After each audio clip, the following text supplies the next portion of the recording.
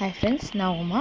காலையில் 4:30க்கே எழும்பியாச்சு. இன்னைக்கு காலையில் ஹஸ்பண்ட் கொஞ்சம் சீக்கிரமாக போயிடுவாங்க, வர லேட் ஆகும் அப்படிங்கிறதுனால சாப்பாடு செஞ்சு தரலான்னு இருந்துச்சாச்சு. அவங்க போகிற கிராமத்தில் ஹோட்டல்ஸ்லாம் இருக்காது.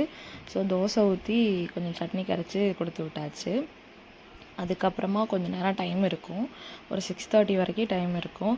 ஸோ அது வரைக்கும் கொஞ்சம் நேரம் படிச்சுட்டு அதுக்கப்புறமா பாப்பாவுக்கு சாப்பாடு செய்யலாம் அப்படின்னு சொல்லிட்டு ஸ்டார்ட் பண்ணியாச்சு. லைஃப்பில் பெரிய பெரிய வாய்ப்புகளுக்காக நீங்கள் வெயிட் பண்ணிகிட்டு இருந்தீங்கன்னா உங்களுக்கு கிடைக்கக்கூடிய சின்ன சின்ன வாய்ப்புகள் உங்களுக்கு தெரியாமலே போயிடுது. ஸோ அன்னன்னைக்கு உங்களுக்கு கிடைக்கிற வாய்ப்பை பயன்படுத்துங்க.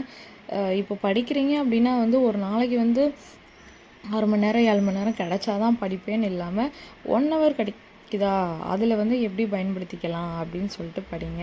ஸோ நானும் அப்படி தான் பண்ணிக்கிட்டு இருக்கேன். எனக்கு பிஸ்னஸ் ஒர்க்கும் இருக்கிறதுனால அதையும் பார்த்துட்டு இதையும் பார்க்கணும். நினைக்கலாம் உனக்கு தான் பிஸ்னஸ் இருக்குல்ல அப்படின்னு சொல்லிட்டு. ஜஸ்ட் மணிக்காக மட்டும் படிக்கிறது இல்லை. படிப்பு அப்படிங்கிறது அவங்களோட ஃப்யூச்சர், எதிர்காலம் எல்லாத்தையுமே மாற்றும். சின்ன வயசுலேருந்து ஒரு சின்ன ஆசை, கவர்மெண்ட் ஆஃபீஸர் ஆகணும் அப்படிங்கிறது.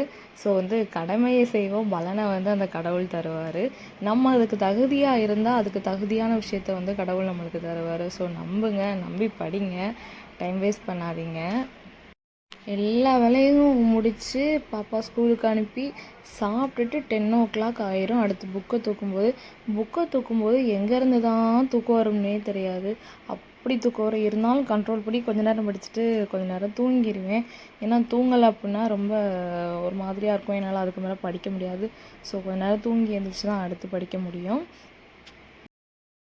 அப்புறமா ஒரு 11:30க்கு மேலே தூங்கி எழுந்திரிச்சதும் என் ஹஸ்பண்ட் வந்துடுவாங்க. வரும்போதே டீ வாங்கிட்டு வந்துடுவாங்க.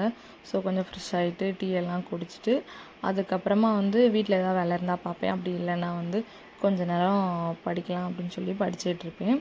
என் ஹஸ்பண்ட் பார்த்திங்கன்னா நான் படிக்கிறேன் அப்படின்னு சொல்லிட்டு பேக்கிங் வேலை இருக்கும். ஸோ அவங்க ரொம்ப கஷ்டப்படுறாங்க. காலையிலேயும் சாயந்தரம் எழுந்திரிச்சி ஓடுறாங்க, இது பண்ணுறாங்க. இருந்தாலும் நான் பேக்கிங் பண்ணிக்கிறேன், நீ படி அப்படின்னு சொல்லிட்டு என்னை படிக்க சொல்லிடுவாங்க. என் ஹஸ்பண்ட் இல்லைன்னா என்னால் எதுவுமே முடியாது.